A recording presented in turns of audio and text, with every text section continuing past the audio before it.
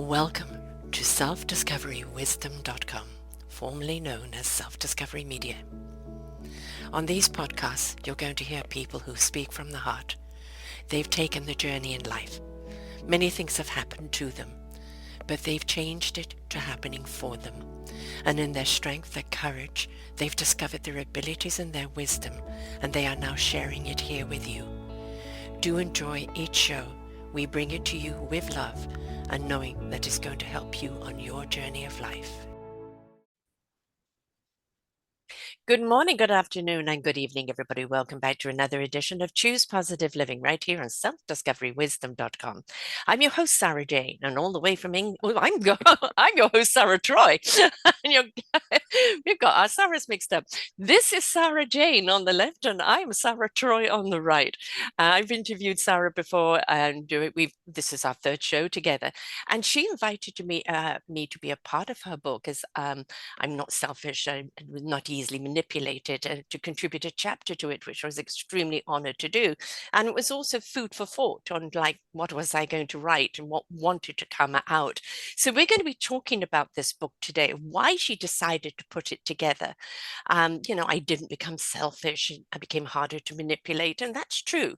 Many people feel manipulated and they don't realize that they are being manipulated. Many people feel, I would really love to put myself first, but is that being selfish? And especially in the older generation, because we were taught to never to put ourselves first. She says too many of us sting of manipulation, the supple control, the emotional coercion, the bullying are masked as love or care. This isn't just a book, it's a movement of truth-telling. This is a compelling multi-author ebook and audio with 27 courageous souls, both men and women from across the globe, who have come together to bear their stories of reclaiming their power, of saying no more, of finding their way back to self-worth and self-sovereignty. Each chapter is a doorway into personal transformation, raw, real, and resonant, and it doesn't stop on the page. The book is paired with an audio version where each author reads their own chapter. Also, you can feel the truth, the emotion, the breakthrough in their voice. If you've ever felt trapped in someone else's narrative, this book is for you. If you've ever been told you're too much or not enough, or if choosing yourself is a mistake and for selfishness, you are not alone. These stories are here to remind you that you are worthy, you are powerful, and you deserve to live free of manipulation. This book comes out today, April 1st. No, it's not April Fool's Day. It's really a book. It's right now in an ebook and audiobook, a paperback to come. And Sara Jane put this together. Why did you put it together, Sara Jane? Because I know how much work an anthology is. I just did 15 people in a book and I know how hard it is. And you've done 27. So there had to be a compelling or something behind this that you wanted to put this book out. Welcome back, love. Welcome back to the show. Oh, bless you. Thank you so much, Sara. It's a pleasure to be here. Last year, 2024, on the 1st of April, I posted a short video on YouTube that was entitled, "You Didn't Become Selfish, You Became Harder to Manipulate." It was me reading an article I'd written for my own personal website.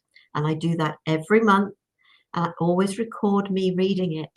So because many people like to listen rather than to read. And the following morning, I opened my emails and I had an email that said, "You've got a comment under the video." And it was just like, whoa. Now, I'm not saying this never happens. It but rarely happens. And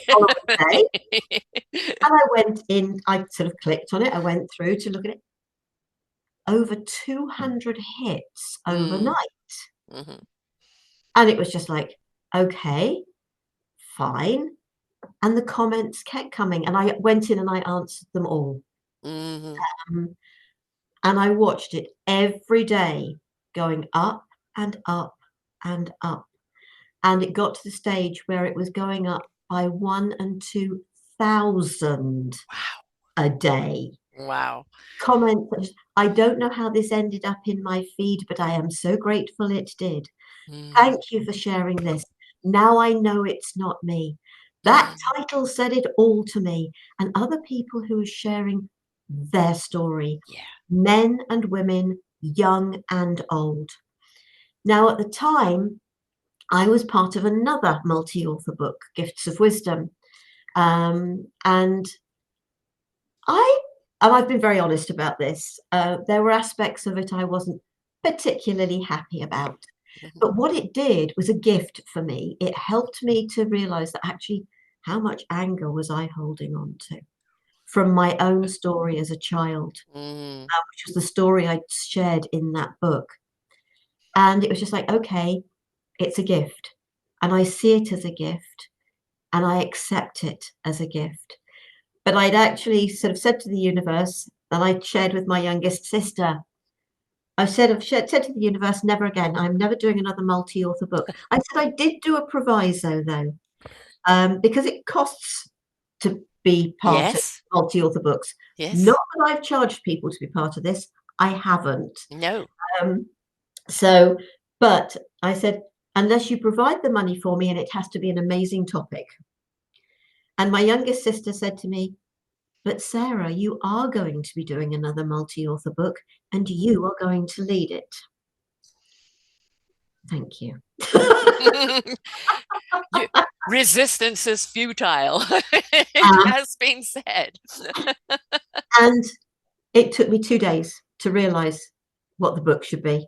Yeah, of Because course. that video, Mm. I think I looked a couple of weeks ago, has had just over 99,000 hits. You hit a nerve, girl. You hit a nerve. Exactly. Yeah. And so, and I really, really, it taken Jackie's comment to make me realize Mm. what I was being told by this. Yes. Yeah. And so it was just like, okay, I know I've got to do this. But I thought, do you know what? Because I'm doing it, I can do an ebook. Yes, I'm glad I had a trial run with that. Yeah. Oh dear. And I hadn't realized just how much work it would Oh, be. yeah. Yes. But, you know, connecting with people, and we have got a lady in China, we've got a couple of guys in the Netherlands, we've got folks in the UK, folks in Canada and the USA, and I think one of the ladies in I think it's the USA, originally came from Switzerland. Mm. So we've got a lovely mix Yes. of cultures. And I've got a number of guys, it's 7 or 8 guys. It's amazing having the guys on board with this Yeah, because because you don't normally associate with the guys kind of going through this. It's always been kind of almost the woman's martyrism, of to put everybody else first and not us. I don't want to appear selfish and very easily manipulated. And we always think it's a woman's thing, but there are many men subjected to this as well. and actually years ago, in one of the companies I worked with, I was working with a guy and he was self-harming because of what was happening in his Mm, own home. mhm. Um, and so I've, if you like, been a witness to Yes. that. Plus the fact it's so many of the stories being shared in this book, although the story itself isn't about the childhood, Hmm. the reason that people have been so vulnerable to manipulation has been their childhood story. Yes. That's where it And starts. it absolutely, Yeah. your own insecurities Hmm. make it easier for the manipulators to manipulate you, Yeah.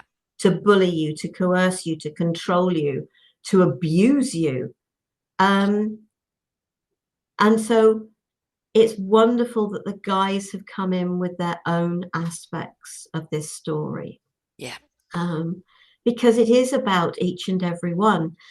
And when it came to sorting out the order of the chapters, I had a thought that, oh, I'll do it this way.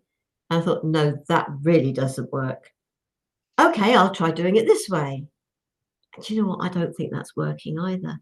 And so what I ended up by doing was writing everybody's name on a piece of paper,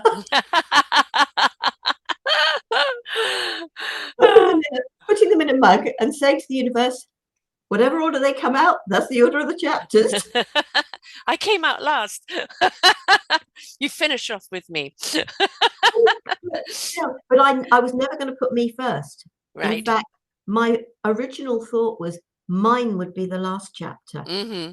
But it was then a matter of very much leaving it. And I know that's how many people say, as a leader, you should lead from behind. Yes. Yeah, I know when I did my anthology, I actually handed it to a friend who is a teacher and a librarian and an avid reader. And I said, she read the chapters and I said, you choose the order because I knew I couldn't do it either. And I love the pulling out of the hat, so to speak, because you are leaving it up to the universe. And when we're doing a project like this, a great deal of it is allowing the universe to lead us.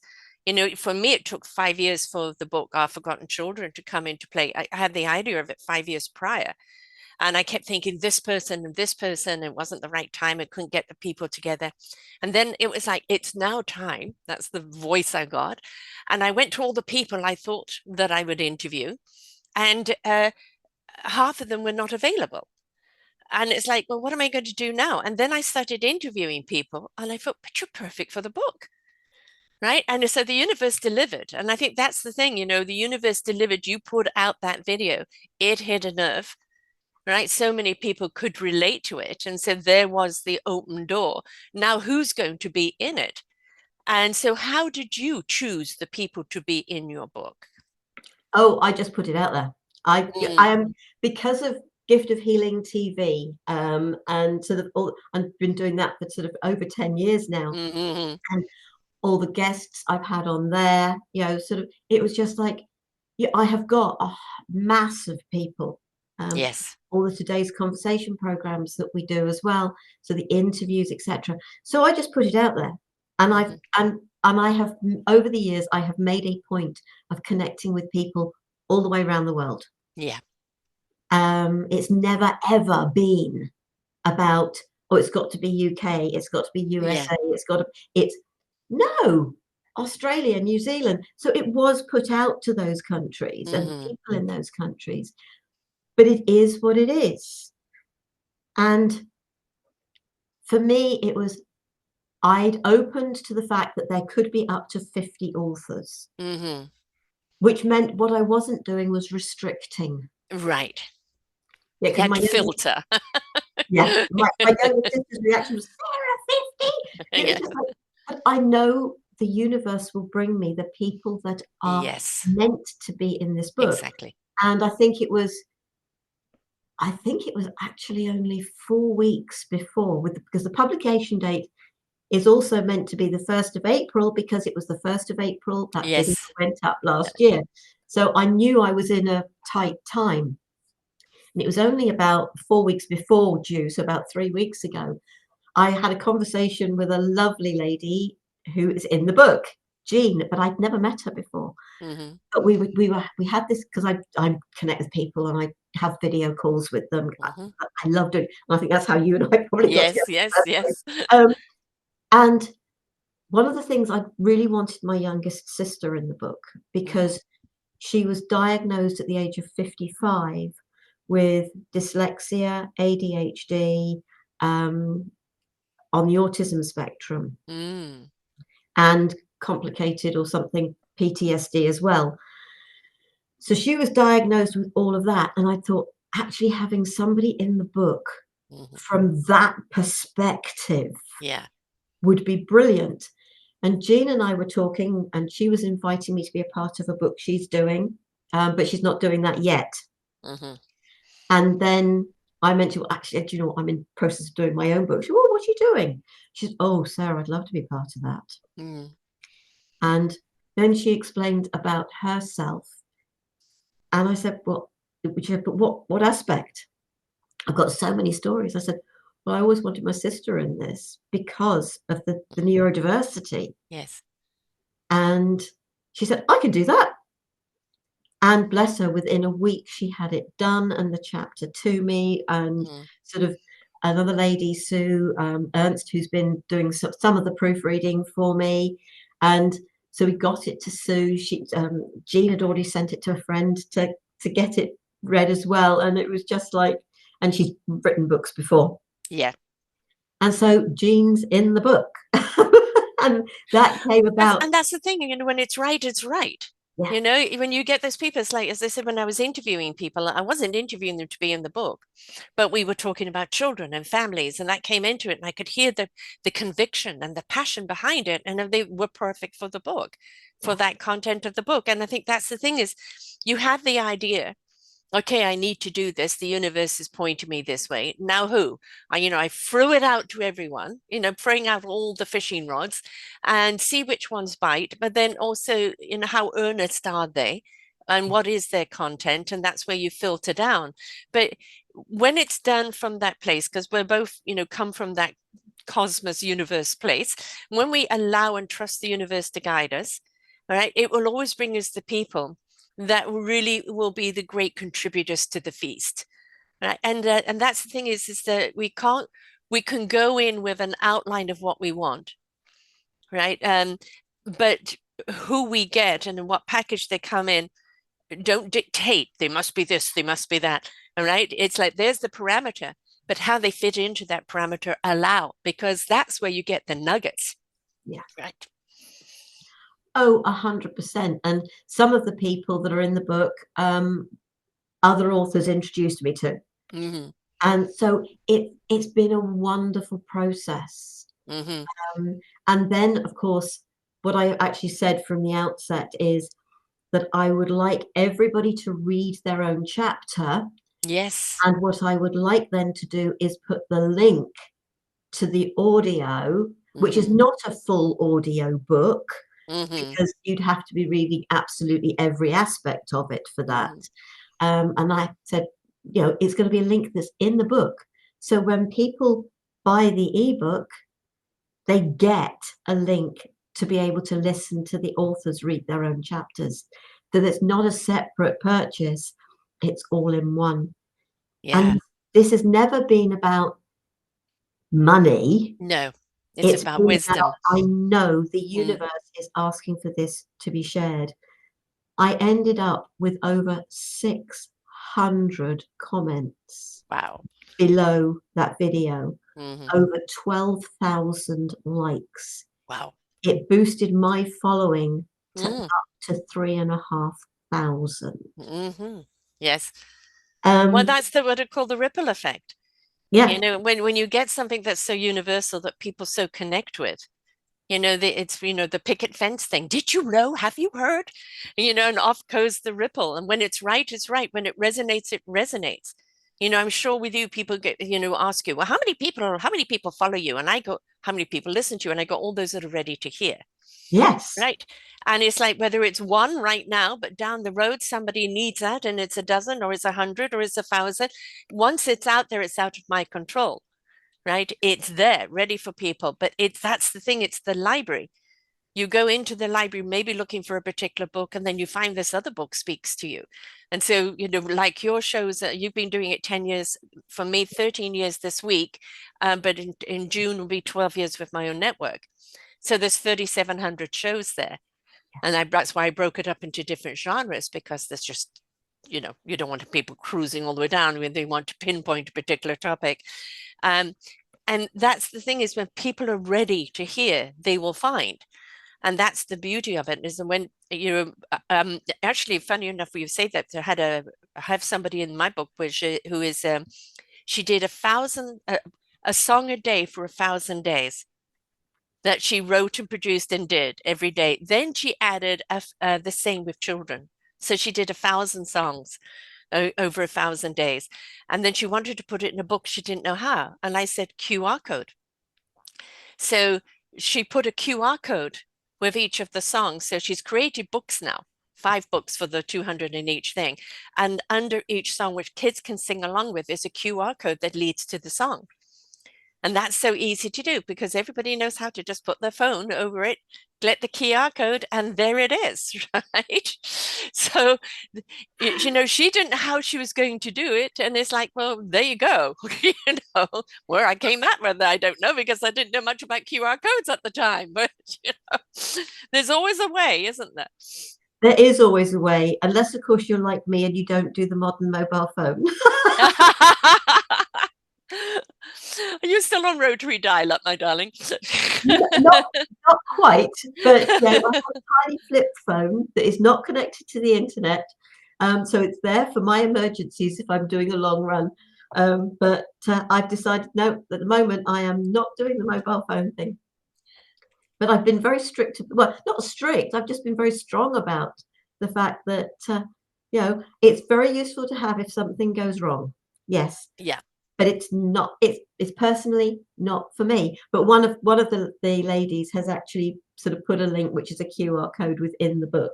Mm-hmm. So sort of, I should have done that. I didn't know that. Can I add it quickly? if you wish to just make sure you send it to me sooner rather than Right, today. just I'll create a QR code. The only thing is I would need a link in order to create the QR code. yes, So like we can do that. absolutely. You know, people at the present moment, because of what's going on in the world, and you know what's going on in the United States and how, Canada is under attack and everywhere is under attack at the present moment. And an awful lot of people are in distress at the present moment. They're unsure of what's going on. They don't like what's going on. And they're having to kind of look at their own parameters, their own boundaries, and saying, like, I'm saturated with what's going on out there. So what's going on in here? I need to protect. And this is a time, I think, very, very much for people to look at their inner selves. Everything is an inside out job. We know that these tyrants, if you gave them the world, if you gave them the universe, it still won't be enough because they're empty on the inside. And so all of this more is to try and fulfill that empty space. And the empty space is something you have to go in and heal. It's an inside out job. And I think a lot of people are like, yes, I want to be a part of this, or I want to do this, I want to do that, but I'm feeling depleted, or I'm feeling used up, or I just can't take anymore. And so that going in at the present moment is something that all people should be doing at the present moment. Who are you? Why are you? What are you here to do? Where's that love of self? Where's that love of who you are and all your flawsomeness? Become, the best version of yourself. Become the love that you seek. Become the peace that you seek. Now you can be a better contributor out in the world, right? You find that meaningful purpose. So one of the things we do have to get over in order to do that, it is not being selfish to put yourself first, to replenish yourself, to look in, what do I need within me so that I can be a better person out. But you can't give what you haven't got. So give it to yourself first. And I think that whole stigma of being selfish is, oh, you're just being selfish, or you're a narcissist. No, a narcissist doesn't care how much you pay for what they gain, right? But putting yourself first because you just can't give anything anymore is a priority. And I think that's the reason why it hits such a nerve and why the book will be so successful, because almost we need permission to put ourselves first. And this book is one of like, here it is. Oh, that's what I felt. So many of the comments under the video were actually saying. Mm-hmm. It's just like, oh wow. But I mean, how I stopped listening to news, reading it years ago. And I mean, I've been in this house 19 years and I stopped well before that. And it creates so much more peace in your life. Mm-hmm. And I think that's the important thing, is to realize, what are you bombarding or letting yourself be bombarded by that is draining you so badly? Yes. Whether that's an individual or whether it's listening to the news, whatever it is. And yes, the true meaning of the word selfish, and I have put this into the book because I looked it up in dictionaries. Mm-hmm. And actually, I am going to, although how quickly I can find it, because I have got a copy of the book open. But I know, think I put a definition of it in my chapter as well. Yeah, yes, I remember somebody else had a definition of it, which came out pretty similar. It's all right. I've got to, I've got to scroll through to where I put it now. Where is it? Come on. Share. Oh, it's after my poem, the one I put at the beginning. The dictionary definition of selfish is motivated by self-interest, concerned chiefly or only with one's own welfare, pleasure, or advantage, without regard for the well-being of others. And when you are considering yourself, you're taking care of your energies. Yes. You're doing that so that actually you've then got a pot you can still pour from. Yes. When we are constantly doing for others, and I spent too many years as a people pleaser. When you're constantly doing for others, you're going to get to the stage where you've got nothing left. Yeah. And that was, and I've heard this term fairly recently. I read this term fairly recently. My life quake. So rather than calling it a wake-up call, and when I saw that word life quake, I thought, yes, because it's usually something pretty strong, can be pretty nasty, that happens to us that actually wakes us up. Yes. And you know what happened to me just left me exhausted. I ended up with 6 months of pain and sleepless nights. I got no energy left. Nothing. Gratefully, I never had children, because if I had children as well as running a home, taking care of a husband that needed everything done for him, you know, and when I say that, you know, sort of really did not participate in the running of the house. Working full time, I was studying accountancy at the time, and I was a people pleaser. That people pleaser. And the most exhausting part of that is actually the people pleaser. And I got to the stage where it was, things have got to give. The accountancy gave. But eventually, and so as the people pleaser starting to go, and then the marriage went, I finished it. It was the end of it. And I wasn't going back. And I had people saying to me, oh, Sarah, you're depressed. Oh, Sarah, you're going through the menopause. And it was just like, actually, I don't think I've ever been happier. Yeah.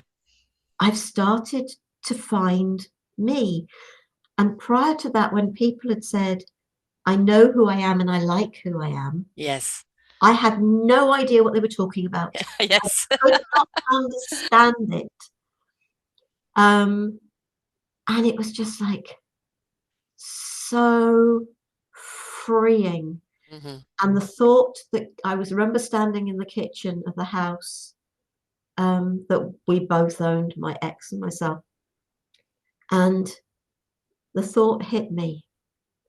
Why are you worrying about what other people think of you when they're not? And it was just like, of course they're not. They're not thinking about me. They have got so much going on in their own lives. Why am I worrying about what they think? And obviously, since, it's been very much a matter of coming to understand that I've lost the thread. The thought was there and it's gone. I love this. Because this is what is so real about doing these things. But yeah, it's about projection. Yes. When someone calls you selfish, actually, because you've said, oh no, sorry, I can't do that. And you do not have to give a reason. Right. You owe nobody anything. No. Yeah. You know, my chapter is, you know, from selfish to self-love. Yeah. And, you know, it's there is the difference between self-importance and the importance of you. Right. And, you know, self-importance is puffed up. Look at me, I'm so important. The importance of you is that if you do not prioritize yourself first, well, what use are you to anyone else? And, you know, as you said, whether people are talking about you or not. And as a people pleaser, you always want to just please them. Let me bend more into a pretzel. Let me do this. Let me sacrifice that. Which, oh, I've got to make sure they're happy. And you're on your last leg. Kind of reminds me, and I'm aging myself here, but the Monty Python skit, the Holy Grail, of the soldier, who's guarding a bridge, and they cut off his arms, they cut off his legs, and when you look at it, it's a tiny little bridge that oversteps a little, a little puddle altogether. But he'll sacrifice anything for it. Why? Why? And we do that as people pleaser. We do this, and then we wondered why our energy is down. We're getting sick. We're feeling totally disconnected. Nobody understands us. Nobody sees us. They only see what they want from you. And I went through life like that. And a year ago, I wrote my own book and put it out then. And through that was that, will they love me now? Will they like me now if I do this for them? And it's like, but what do I feel about myself? And that's the journey. How do I feel about myself? Can I stand tall in my own life, in my own choices, in my own interactions? And it's like, as this Popeye says, I am what I am. No apology. Take me or leave me. If I'm not your cup of tea, that's fine. I'm a cup of strong black coffee, right? It's okay. It's really got nothing to do with you, whether somebody likes you or not. It's their prerogative. Don't take it personally. And I think, when you're a people pleaser, you take everything personally. Yeah, 100%. There was a couple of comments under the video about, I was always there for everybody. I would always do everything for everybody. Mm-hmm. Then when I required some support, Where none of them, none of them, there wasn't anybody to be found. Exactly. Exactly. And so if that is how people are, if there's no give and take in this world, and I have still got the packs of Oracle cards, and this one kept coming up, and it was let yourself receive. I used to get that one all the time. And sort of it would crop up every now and again, and it was just like, yeah. And I asked a friend one day, and I said, I can't remember, it was a lift, I think, somewhere, and it was just like, I'm going to ask you a favor. If you can't do it, just tell me. And I got such an earful for saying that. If I can, I will. If I can't, I won't. Don't insult me by telling me I haven't got to. Right. And it was just like, well, okay. So I asked, and he helped me. And I think within days of that, I got the let yourself receive card. Yes. Really read it. And it was, you receive so much pleasure from giving to others. Let others have the same pleasure in giving to you. Yes. And Yes. it was What a like, novelty. yes, because as a people pleaser, you do not feel that you are worthy. Right. The insecurities caused by the system, by circumstances, for me as a child, the insecurities that left me with, feeling abandoned, rejected, unwanted, unloved, not good enough, unworthy, every negative term you can think about. I think people pleasers all around the world are going to totally get that. Yes, yes, yes. Those feelings. And it was those feelings inside of me. Well, why would anybody want to do anything for me? I know. Yeah. It's just like, why wouldn't they?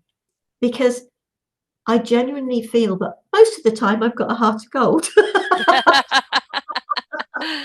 And I'm quite willing to share the gold, right? But it's, don't bring your torch. You're not going to melt this gold off me. I freely give it or I don't give it. But there's also, I think, a difference with, people pleasers with what we have to learn. There's a difference between being of service, which was, I think, as human beings, we're being of service to each other, and servitude. And I think, servitude is kind of more slavery, the expectance of you, making you feel guilty if you don't, demanding of you rather than freely giving your service to other people. And that was a lesson I had to learn of like, am I just feeling a slave here by giving, giving, giving? being a servant, or am I being off service, freely giving? And that was something I had to really, really look at. There was a very interesting, I think you would love to interview him, a gentleman I just interviewed, Jerry Gorrino, Italian name, I can't repeat it, but he's over the years studied words that we grew up with. And he says between the ages of 3 and 6, we develop these 7 words. And these 7 words become our pattern. They become our driver's seat.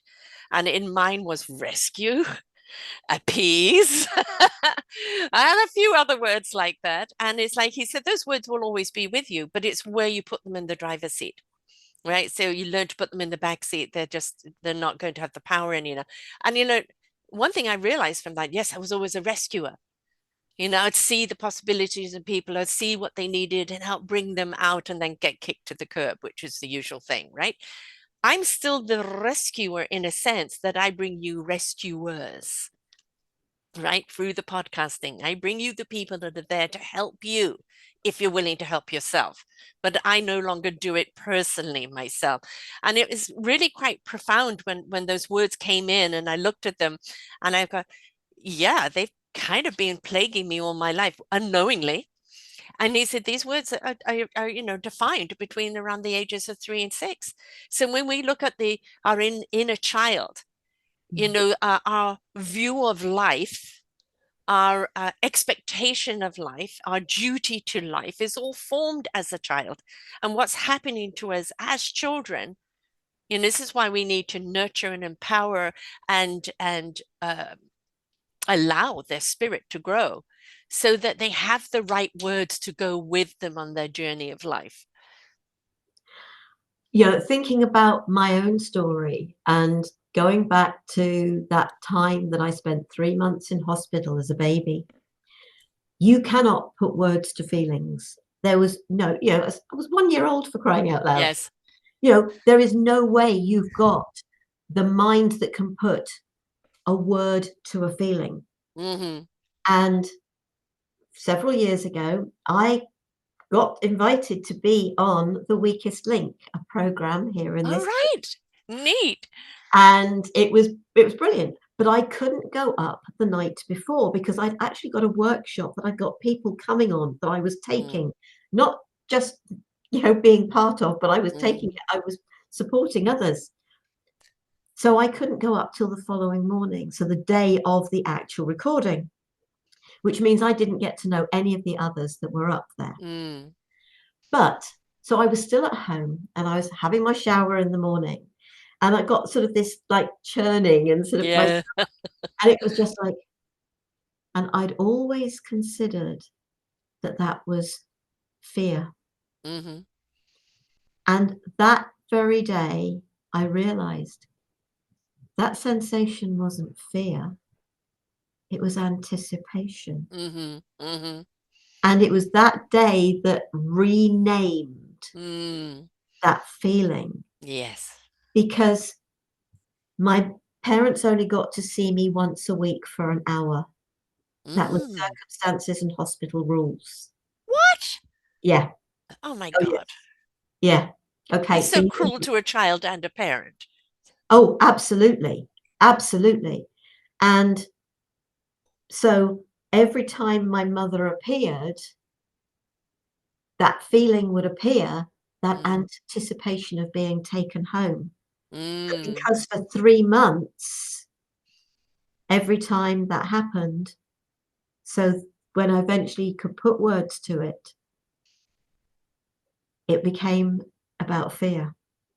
Also abandonment, I would imagine. Yeah, absolutely. That was one of my words, actually. Yeah. Absolutely. Yeah. Why aren't they taking me home? I mean, you're not going to know any rationale to it. Why don't they love me? Why aren't they taking me home? And it doesn't matter what age you are, that there is that, mommy, mommy, what mummy's gone. Yeah. But it was also a matter of, mum said that she would always come in and she'd be cuddling and cuddling and cuddling me and telling me how much she loved me. And I have to be very open and honest. I'm not comfortable with the word love. I'm not sure I know what love is, because she kept telling me how much she loved me and then she'd leave. Yeah. that's not her fault. No. And only recently, I had a conversation with her only a few weeks ago, and I was talking about the time of the accident. And she said, I got to the hospital in the ambulance with you. She said, and the nurses, give it to us. You can go home now. We'll deal with it. God, so clinical. 21-year-old woman, her first child. All She had right. to hand her over Mm, and she was told to go away. right. Yeah. So not only was what they did to me, Mm, but what they did to to her. her. Yeah. And I think one of the important things with all of the stories that we've told, we're sharing from our own perspective Hmm. and how it made us feel. And I really believe that the feelings we share are the things that are going to speak to people. Absolutely. The Yeah. story doesn't have to be the same, but the feelings that it Hmm. engenders in us is the thing that is really going to resonate with people. Yes. The But vibration, the frequency, all of that that comes out, the earnestness, the essence of, yes. yes, and I think when I work with clients, because I do work with clients with the inner child, Hmm. and it's amazing the difference it makes. But one of the things I ask people to really think about is, do you know what your own parents' childhood was? Yeah. What they experienced, what they went through, and your grandparents and your Hmm. great grandparents, etc., etc., etc. Because how we are, and my second husband was actually a classic example when I became aware of this, how we are within a relationship, a marriage with children, as I said, never had them, is we've learnt, it's a learnt behavior Yes. from witnessing what went on in our own homes as a child. My second husband witnessed how his father was with his mother, Mm, rarely speaking to her. mm, He was very intellectual, and bless her, she wasn't. right. Um, and before we got married, not a problem. We were together 11 years. Once we got married, I'd get home from work. He was usually home first. He'd be sitting watching soap operas. I'd have to get on with dinner. And then I found that I was sitting opposite him where he was seated where he could watch the television. And I'd ask him a question about his day. And maybe 10 minutes later, I'd get, oh, did you say something? Uh, And it's hardly surprising because I didn't understand yeah. that time. It is hardly surprising that eventually, with the broken jaw, the 6 months of pain and sleepless nights, and no, he didn't break my jaw. Yeah, I was about to say. The dentist did that, extracting a wisdom tooth. Wow. And I didn't Mm. know it was broken for a week. Oh my So God. anyway, but with all of that, it's if we can look back at things, if we Mm. can gain an understanding of why, Yes. I will never condone abuse, controlling behavior, bullying. I will Mm. never condone any of those things. But if your mother as a child witnessed her mother Yes. being controlling, that is how she's likely to be. Now, Yes. I thought I'm not going to go blaming the men at this point, but it happens the other way round. Hmm. The boys see their father Yeah. being the bully, or the boys witness their mother being the controller. Right. They're likely to marry a woman who's the controller. Yes. Yes. And And unfortunately that, it's in the DNA. It's never mind the actual experience. It's also in that DNA. And half the time people are unaware of the repeated pattern of the program that's still running. With my own son, it was he hated what his father was doing to me, and because he became very much the narcissist, and I understand why he became that. a family of 7, never getting attention, his mother incredibly needy. It came out of never getting that kind of love and nurturing he had, so he didn't know how to love, and became very abusive, never physically, but oh my God, venomously. I called him the piranha, sucked the energy right out of me. And it was my son that told me to divorce him.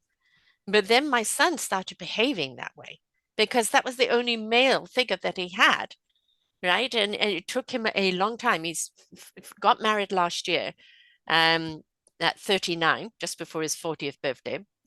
His wife now has been married before, is Italian, so very often there's fireworks, right? But they've learned to talk with one another. They've learned to share those emotions. And I think that's something that for men especially, oh, sissy to share emotions.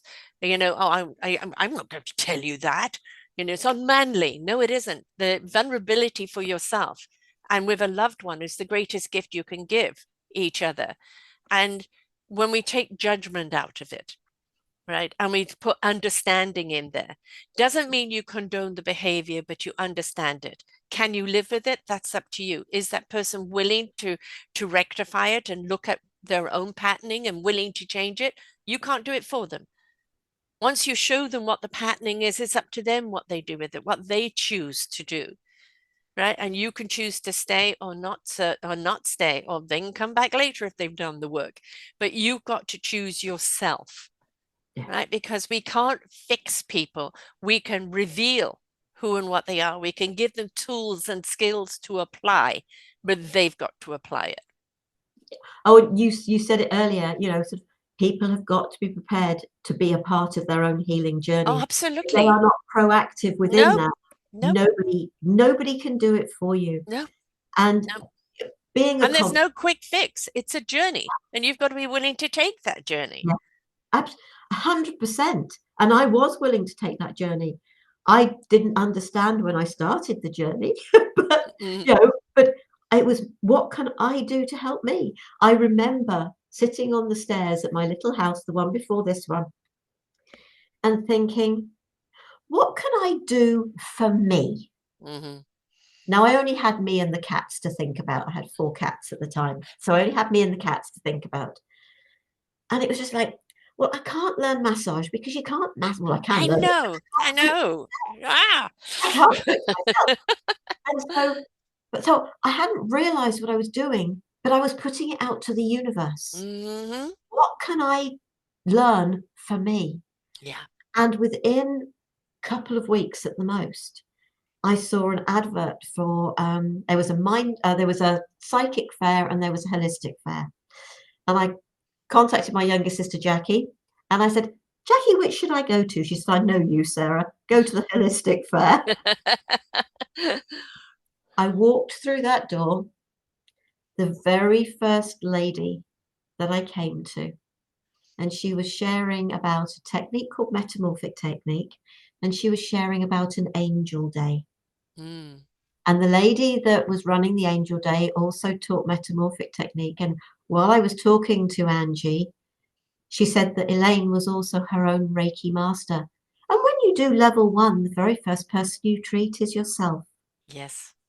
And it was just like, I didn't have to go any further. Right. I went to the angel day. I met Elaine. She became my Reiki master. She also taught me metamorphic technique. I had no intention of going beyond level 1 of Reiki. Mm. I now teach it, and I have now created vocal Reiki. And so, Yes. because she was also the one that introduced me to toning, the use of the voice, Yes. the sound, Yes. Yes. and the power of that, Mm. the years that I've been using it. Because Yes. it didn't all happen in one go. It was Mm. years and years and years of using it and realizing and being able to now help people to reconnect with their inner child. Mm-hmm. And there was just very briefly, I was giving a talk probably a couple of years ago now. Where does time go? And there were only about 12 people in the room, so that was fine. And I said, oh, come on, I'll do a quick taster for each and every one of you. I said, but I will literally go through all of you, and then I can come back to you and feedback. You can feedback. about the third lady in, and she said, well, I always ask the name your mother called you as a child. Mhm. And she said, well, actually, I was adopted. I said, do you know the name your birth mother gave you? She said, yes, I do. I said, okay, so I'll start by toning the name that your mother called you. Mhm. But at the very end, I will just very briefly do the name your birth mother called you. Oh my God, the floodgates opened. Mm. It was a connection that she hadn't realized she hadn't got, that she'd Yes. lost Mhm. because of those feelings of rejection and abandonment. Right. I have Right. no idea what happened after that, but sort of, there's no end to the story that I'm aware of. No. And But I'm glad you've actually brought that up because I did a show recently of somebody saying, stop telling us to be grateful because we were adopted. Yes, somebody took us in, but you understand the loss we've had. yeah, We've lost parents, we've lost heritage, we've lost culture, right? And yes, we're brought up here and we're grateful that we've been housed or looked after, but we feel abandoned, even if it wasn't the person's fault or whatever the case is. But also this misidentity. And this is something, we as a society, oh, you should be grateful you were taken in, right? As a society, we say you were chosen, but we don't look at the mourning of their loss.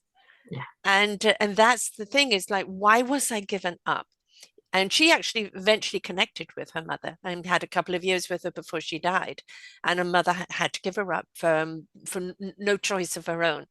But it was just having that identity, that family history, that did you love me type thing, and so needed. And we forget that with people that have been adopted. And when you look at war-torn countries and you look at so many places where children are disconnected from families, and we need to understand it's not just who's here now, who has been here before, and how. And we can't just they know there's a connection, but it's severed and they don't know how to find it again. well, yeah, in the States, and I know here, we've got a program called Long Lost Family. Yes. Yeah. Um, and the stories there of mothers who had absolutely no choice in spite of the Right. fact they really didn't want to give their child up. Right. Basically, Well, the if you child, remember in the 50s and the 60s, they go into this home pregnant, and the moment they were pregnant, the child was snatched from them. yeah, Yeah, and adopted out or sold out, whatever the case was, and then yeah, go and get on with your life, you sinful little creature. And that's how they were treated. yeah, Um, and it's awful. I mean, we have come a long way since then. Fortunately, compassion and empathy has stepped in. Um, and like my little grandson who has Down syndrome, he's been in and out of hospital quite a bit through no fault of his own. And Nana steps in to look after the other one while mum and dad are either both there or alternate. And 24/7, there is a parent with them. And that's what the hospital likes yeah, because they know that child is getting that support. And thank God we are doing that now. But back in the day, there was no, and I no. think it's not that long ago, really, when we think about it, maybe 80s, 90s, we started looking at that connection. But it was always about separation from, you know, child's emotions. If you were emotional, you stop being emotional. I'll give you something to cry about, and there wasn't that, that connection of being free to express oneself. All children should be seen and not heard.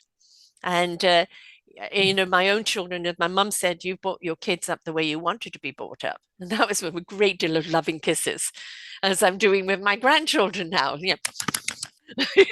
Devouring them. They think it's for them, it's for me.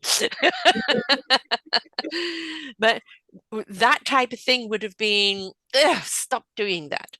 Right. And even my own mother said, would you stop kissing your child? No, I won't. But I think there are generations now that are saying it stops with me. Mhm. Yes, It yes, thank stops God. with me. Yes, yes. And it's not easy for them, Hmm. but I think every parent does the best they can with the information they have at the time. And the And culture they're in. Yes. absolutely. and the experiences of their own childhood and their own families. But you're getting back almost to that abandonment that the system did not understand the emotional damage Yeah. that they were doing to children. It wasn't just damage, it was trauma Yes. to children, Yes. thus making us, who became the people pleasers, Yeah. really rife for people who that would try and control us, manipulate us, Yes. Yes. um, abuse us. And I think this is shared not just by ladies in this book, No, no. Yep. it's Yep. shared by the guys as well, Mm. that the situations we witnessed as children affected how we've become as adults. And we've had to find that strength, and we were all here to find it.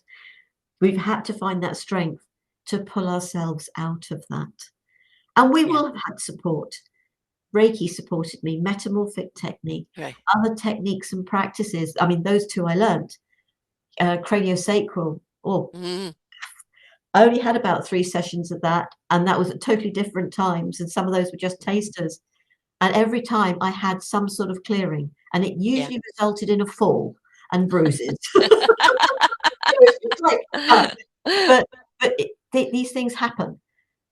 It's realizing that it's not about pills. No. It's about, you can do this. My mother's reaction. No, no, Sarah, you're depressed. You're going through the menopause. You're going to regret leaving your marriage in a couple Mm. of years' time. And I thought, whether I'm going through the menopause or not, I'm definitely not depressed. I'm happier than I've ever been. Yeah. And will I regret it? No, I won't. Well, I'm living on my own for the first time. I moved where I am here 1st of May last year, and it was the first time in 44 years I'd lived on my own. And everyone said, "Aren't you lonely? I would be scared to live on my own." I am loving it. I have the grandkids that come to me a couple of days a week. My kids maybe in and out, because this is second home for them, which is fine. But I work 3 days a week, and at the end of I can watch what I want. I can eat what I want. I can do this and that when I want. I've got a beautiful monkey puzzle tree out there. The deer come rolling around, the hummingbirds. This is my space. In fact, on my own show, Sarah's View of Life, I did a show on it there. What is home to you? And yes, home should be where your heart is, where you are. Home is on the inside, but your surroundings supports what is in the inside. And I knew I needed this sanctuary, this space that was mine, because for 44 years, if it wasn't husband or children or other people I shared a house with, it was always struggling against that people pleaser and doing what they wanted to keep the peace, appease them, rather than what Sara wanted. And I recognize there's still a bit of people pleasing in there, especially when it comes to my kids. It's there to support. Um, but I'm very, very choosy on who's in my life, how much energy I give out, and on how much energy do I give myself. And I think that's something that we need to prioritize. And I'm sure with you, you've done this 10 years, I've done this 13 years now. We learn so much from the people we interview. And I've discovered so much, self-discovery wisdom. I've discovered so much of my own wisdom through these shows that I've done through the years that have opened the doors to, I didn't know that, I didn't know that, I didn't know that. And with that, releasing and releasing. There's still more to do, but just, taking it off one bit after the other. And as I said, I used to care what you thought about me. Now I don't care. It's your prerogative. You either do or you don't. Um, you're either in my life or you're not. I'm choosing who's in my life. And also I think the biggest thing, which I know you will understand, being at home with yourself. I don't need to have people around me. I choose to now and again, but I'm quite happy with my own self, my own space. 100%. Oh, yes, absolutely. Yeah, I sort of spent 7 years living on my own. It was a gentleman friend, and he is a friend. He's like a big brother, and we do share this house. And love him dearly as a friend. as we've said to each other, love you dearly, but I'm not in love with you. And that's Exactly. great. He Absolutely. has his space, I have mine. But there are those times when he goes out and it's, Yes. oh. Yes. And I'm Yes. sure he feels exactly the same. So Exactly. Mm. that's fine. But people talk about step outside your comfort zone. Hmm. But to step outside your comfort zone is to step back into yourself. Yes. It's not your comfort zone is what's outside you. Yeah. To step back out and what there's this saying, isn't it? Nothing grows in your comfort zone. No. No. And I don't know who said it, but it's brilliant because Yes. nothing does grow in your comfort zone. It's when you have that courage to step back into yourself, to find out who you are, to give yourself time. I go for a walk at least once a day, sometimes twice a day, because I've got a little woodland just over the road Lovely. from me. Yeah. So I can go over, and I'm not one of these people who's a fair weather walker. I'm one of these people who will go out for a walk in the rain. Mm. Oh, yeah. We get So rain here. You just put weather stuff on. They get that's whirligogs. Not, sorry, that's okay. That's I okay. can't find my. Having a little coughing fit there, that's perfectly all right. But talking about going out in the rain and going out and talking to the trees, I think one thing we don't give credit to is how much nature speaks to us. And like trees have so much divine energy, so much wisdom. I remember one time walking down an avenue of trees and all the leaves were shaking like crazy. And I said to them, "You're too loud. I can't hear you." All the leaves stopped. Every leaf stopped and then just started slightly shimmering. The ocean speaks to us. Water is a wonderful conduit. The wind is, I love the wind. It just blows away the cobwebs. It clears away. And going into the forest and the trees and all the critters and things around there, they're your friends. They have a wonderful matrix of communication and they'll communicate with you. Being around animals, I mean, some of the best thing you can do because the love that they share is pure and honest, and they have such an understanding of you from a heart and soul level. And if you need, I've said to people when they've said to me, "How do I do it? How do I find love?" And I go out into every day, especially into nature. Watch a doggy chasing a ball or a stick, watching a child riding a bike or finding a leaf, just allowing the wind to blow things away. You're touching the tree, feeling life around you. Let it open you up. And if you can't find a smile in there, well, just keep repeating until you do. Oh, I love being out in nature, and the joy with Trevor is he adores this garden, and we have Mm, garden. I'd say four sides, but one is very narrow, but three sides of the garden because we are literally at the end of the road and nice. got the corner plot. And he has made this a wildlife garden. Beautiful. So we get the birds. Yes, We and the get bees. we and all the bees and the butterflies, but we've Yes, got a pond and we've got frogs and we've got newts and seriously, I'm just seriously what we get last year. He watched a dragonfly. It had come out of the pond, and he watched it come out and sort of dry its wings and then fly off. And we have this. We know we've got hedgehogs in the garden. It's about nature. yes. It's It's got all all the answers.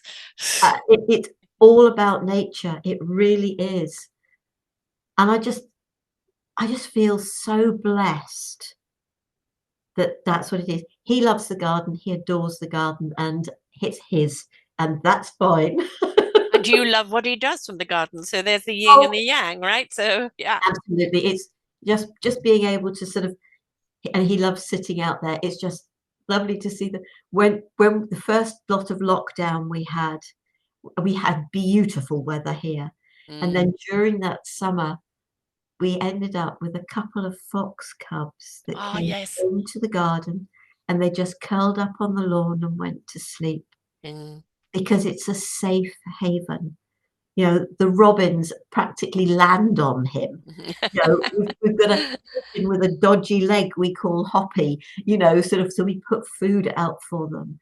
It's a, it's about what can we do to support the nature and keep nature in our garden healthy? Yes, it's the balance. Yeah. My sister feeds the fox that comes around. Her neighbors hate it, but she goes out every day and sneakily feeds the fox. My mum used to do the same.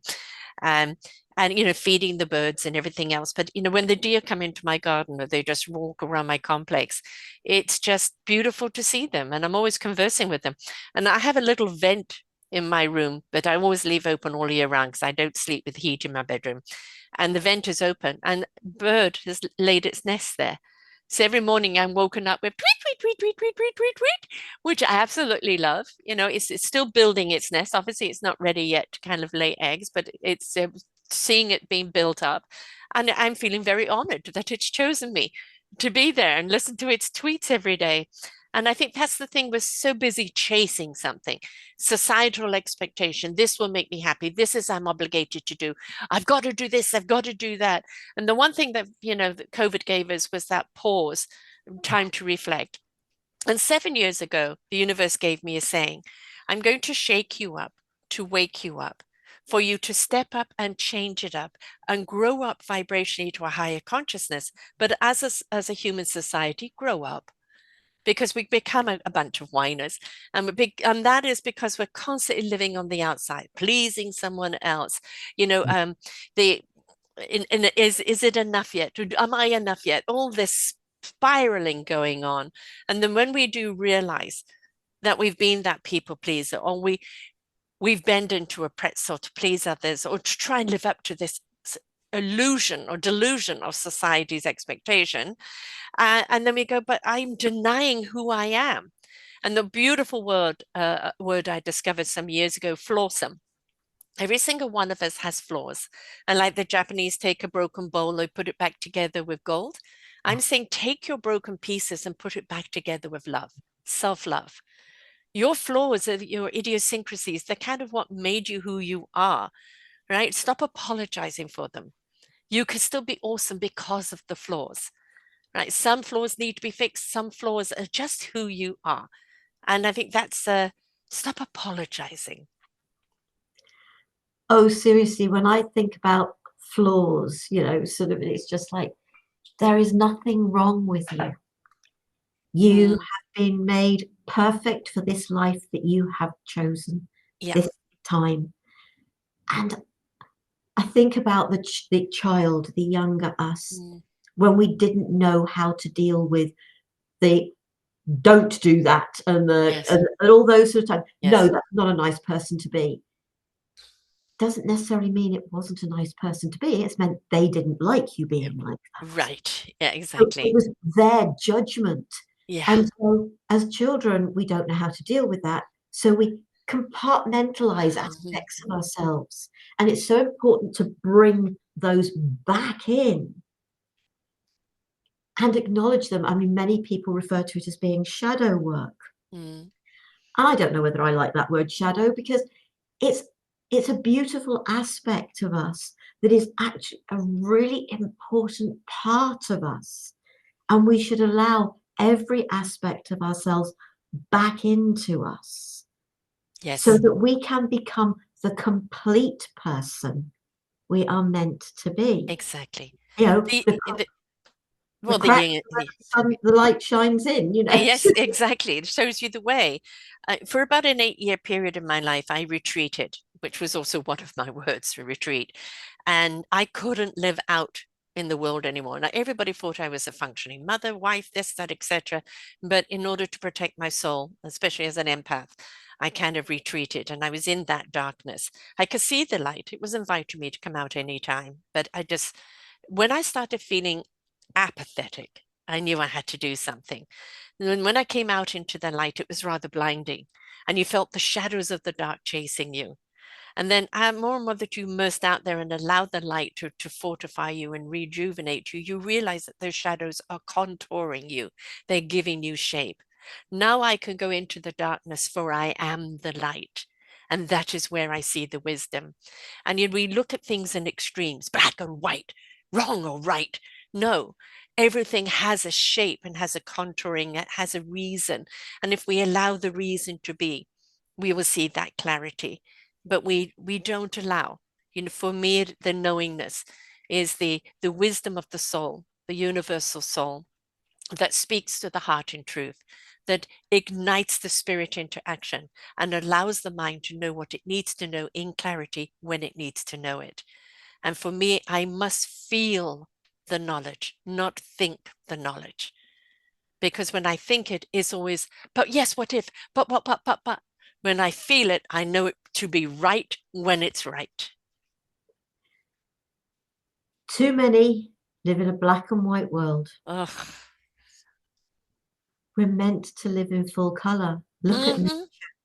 you know, Mm-hmm. in the northern hemisphere, we're coming into spring. We've got tulips in the garden. We've got daffodils in the garden. We've got we've had the crocuses in the garden, and we've got other plants in the garden that are coming into flower. We have got color coming into the garden. Yes. Nature lives in full color, and she doesn't care where she puts those colors and what colors she puts together.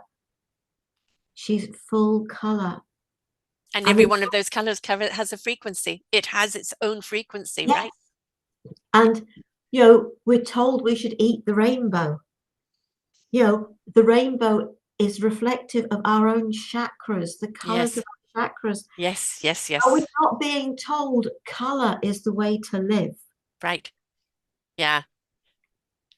It's So interesting because I interviewed somebody in England, actually, the clairvoyant um, gourmet, and she says that when we're craving a certain color food, is that chakras are needing to be fed. And so it was all about the chakra eating and how to keep our chakras going up. The other interesting thing she did is she channeled recipes from people who had passed over, and then she would make those recipes. And she said some of them were absolutely bizarre, but they tasted good. But it was all about that allowing, that, oh, I feel like some aubergine. Well, okay, what color is needing? I need an apple, right? It's paying attention. The universe is speaking to us all the time, right? Our inner essence is talking to us all the time. We've chosen not to listen.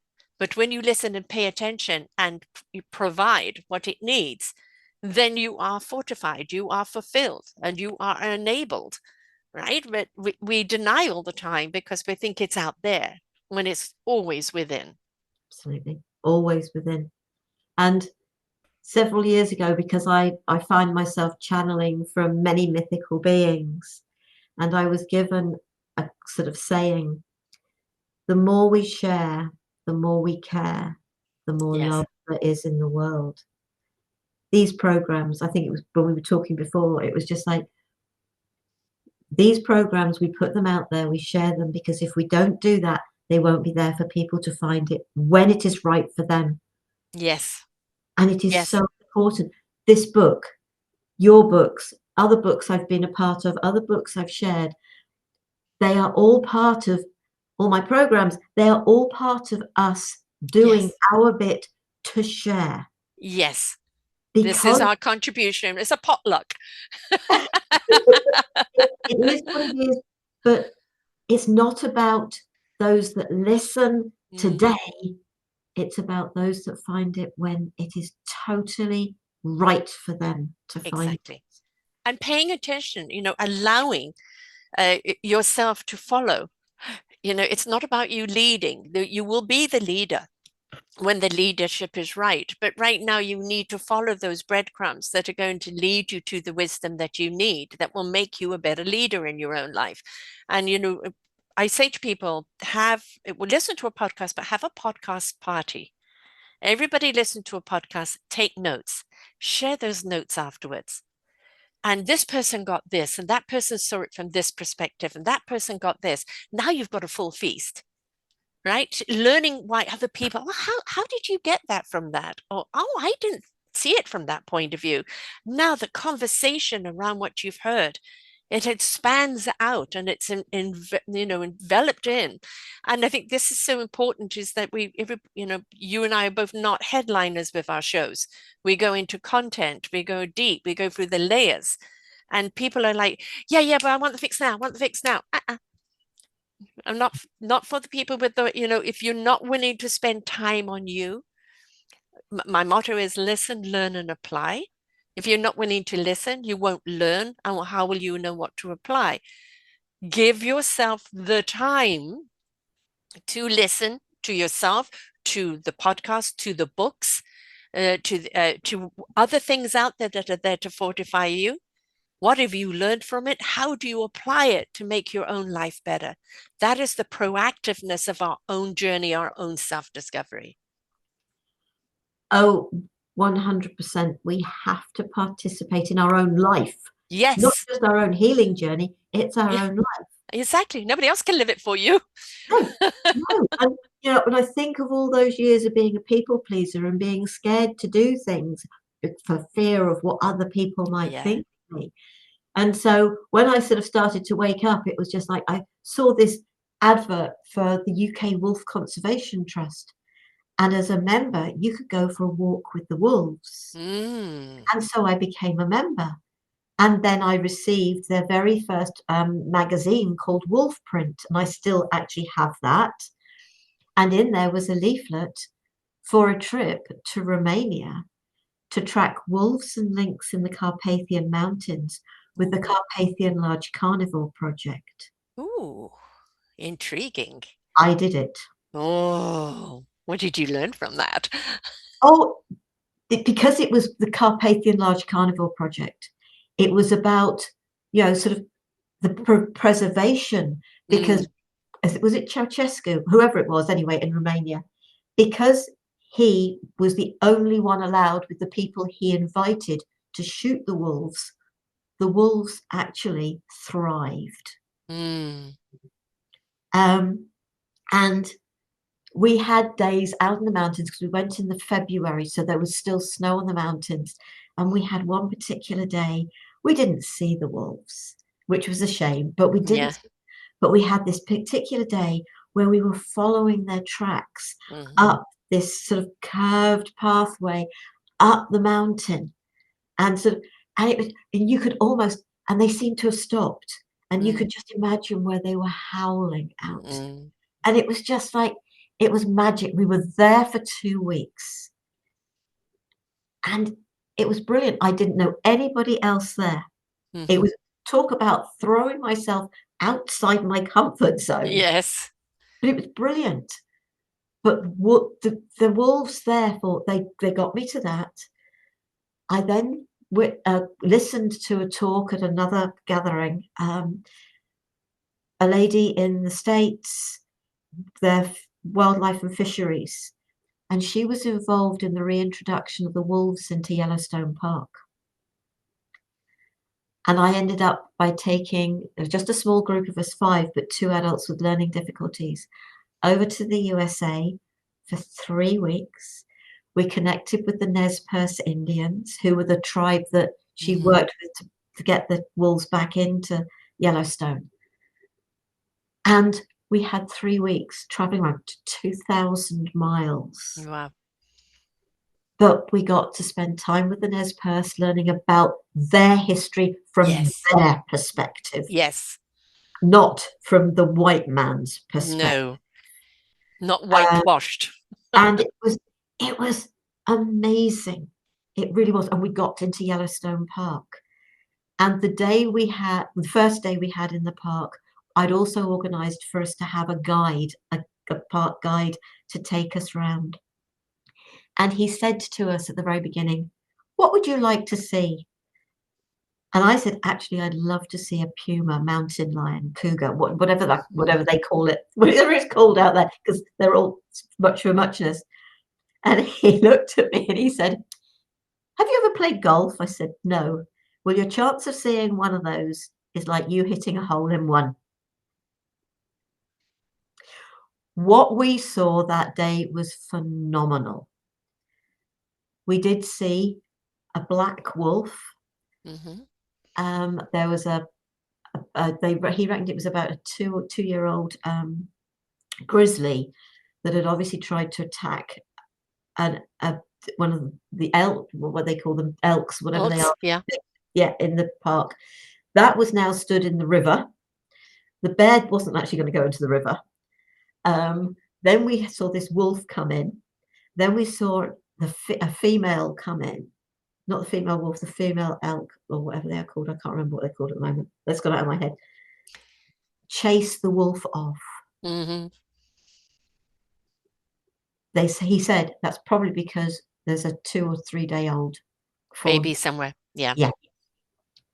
Eventually, I think the grizzly gave up. We moved off. We saw a grizzly mum with 3 cubs. We saw a load of other things at the very end of the day. We were watching some brown bear. We were out of what we were going around, and we were watching some brown bear. And he came to me and he said, I really should be taking you back now, but there is a puma. And he hadn't seen one ever in the park. So I said, well, if you're game, we are. And it was across the opposite side of the ravine which the Yellowstone River runs through. And it was curled up under a tree. And with a monocular, I was able to get a photograph with my camera of it. And It's your hole in one. it was my hole in one. He said to me he said, if you're ever come back, will you please ask for me? Because he had had a phenomenal day. The things we saw and he said it was phenomenal for him, but it was obviously phenomenal for us as Right. well. The And that's universe. the thing is, be willing to put ourselves out and have these experiences, right? Yeah. It's, I've literally met people because I moved to another city. My daughter and husband and the babies are here and they want to move closer.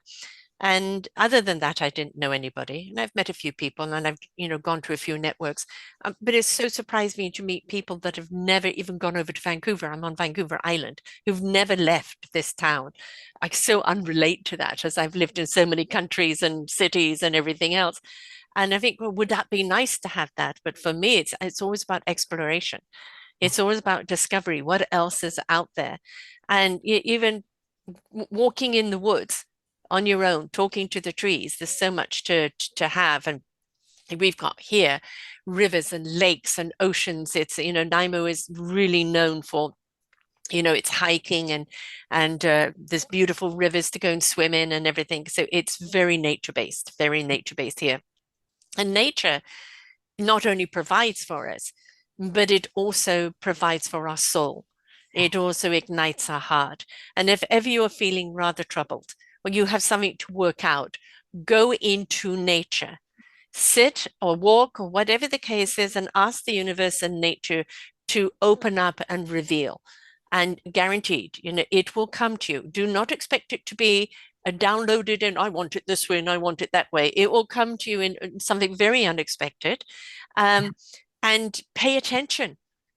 Pay attention. And this is what this book is about. Everybody has shared their own journey with being, accused of being selfish or being manipulated. Most of us being a people pleaser. We've all shared that in our chapters, that vulnerability in trust.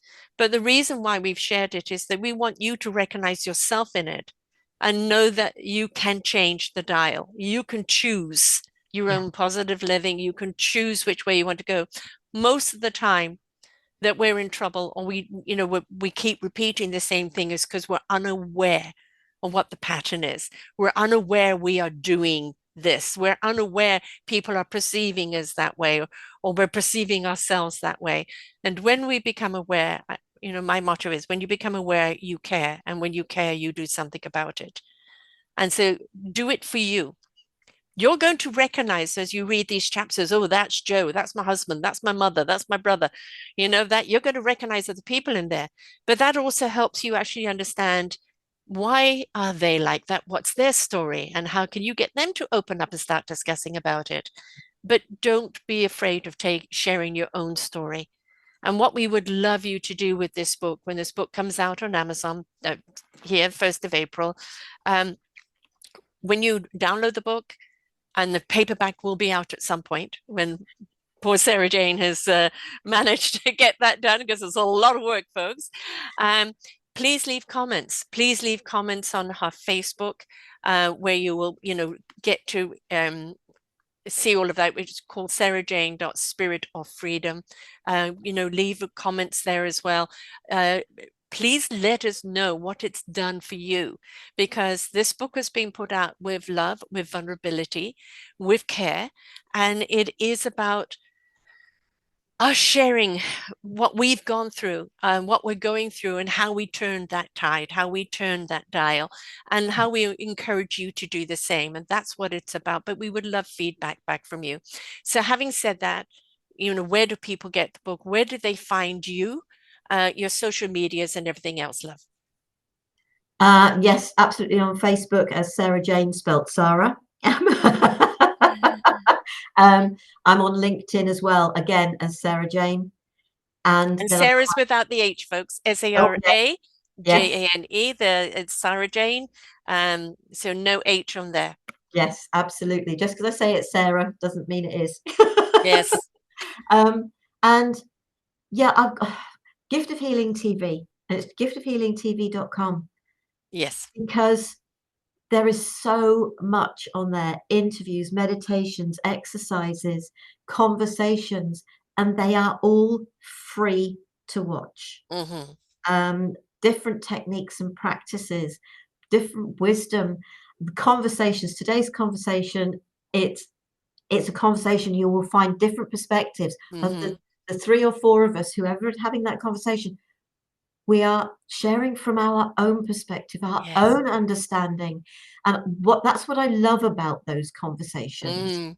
is because somebody can be listening, as you were saying about what did people learn from, Yes, yes. Listen, learn, and apply. Mm-hmm. it's just because you will hear it differently from different people. Yes.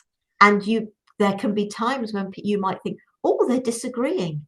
We're Yeah, just coming from a different perspective. exactly. No, there's no animosity here. It's just a different perspective. And I think the biggest thing of life is be willing to learn. Be willing to learn. There's always something to learn. Just Yeah. open yourself up to what's there. Then there's my vocal Reiki, and it's vocalreiki.com. And on that website, I am going to be putting a page for this book with all the information. Well, I say the information, the titles and the chapters. The Um, authors, all all the, who's contributed. Yeah. I've started creating that, and it will be ready. It will absolutely be ready for the 1st of April, and with the link for the book so that people can get it. So sorry. That's okay. So Please that you share the finish book off. out, folks. Please share the book out. This is 27 people have contributed, and, share it out. We've each contributed a chapter, different perspectives. I know that you may read one and go, no, I don't feel that one. I'm not there. Or I read another and go, God, this could be me. And that's the whole point of it, is sharing those perspectives, getting a different point of view. And how much does it relate to you or to someone you know? Because again, when you're aware, you begin to care, you have more understanding, more compassion, and more ability to do something about it. But it's becoming aware. And you're not selfish by putting yourself first. If you're putting yourself first at the expense of other people, that's selfishness. But when you're putting yourself first, that you can be abundant and your cup can run over and serve other people, that is enrichment. And that enrichment and abundance is what we want you to step into, because now you are really truly here to serve others without it being at the cost of yourself. So, and you're also on LinkedIn as well. Yep, absolutely. Yeah, as under Sarah Jane again, SaraJane. And, people can get hold of you. Sound, Sarah's sound spirit at gmail.co. And do you still have your, is it .com? Yeah, Okay. And do you still have our magical friends? I do. Ourmagicalfriends.com, channeling from dragons and many mythical beings. Wonderful. So, I mean, there's three different ones here. They all kind of linked back to each other as well. Um, and, this is the thing, folks. We have all contributed to this book because we want to share our experience and how we overcame, how we faced our little demons and what we did about it, so we can empower you and start the conversation in your own dialogue or with other people. So please share the book, please comment, right? Let us know how it's felt with you. And it it's for everybody, I think, and I'm certainly talking for myself and contributing the chapter. It was I allow. I never dictate what I'm going to write. I've got the topic and then I allow it to come out and then do the editing and everything from it. So it's what did that title trigger for me and allow to come out? And I think most of you writers, I've read a few people's chapters, and I think most of the people are like that. And it's we do it because we care. And we do it because we want to share how we did it, how we overcame, so that it can help you on your journey of life as well. But I know how hard it is to put an anthology together, most certainly. And my hat off to you, girl, because I know it's not an easy thing. I always used to say herding authors is like herding a bunch of cats. And and I know the pain and the anguish that goes with that, but kudos to you for doing it and getting it all in, and it was an honor to be a part of it. Oh no, thank you. Thank you to each and every one of you that have been part of it. And for those of you that aren't so sure you like the reading, because there is a link in the ebook so that you can listen to all the chapters being read. So you don't have to read it, but the link is in there so you get both when you buy the ebook. And one of the things I do with a book, and normally you can do this with a paperback, when the paperback comes out there, is like, what do I need to learn when I open the book onto that page? But you can do the same with the ebook. You can kind of close your eyes and move your mouse and go, which chapter do I need to listen to? Because guarantee it will be a chapter that is so apropos to where you are right now. And you may not read it from beginning to end. You may jump around. It doesn't matter. They all stand alone.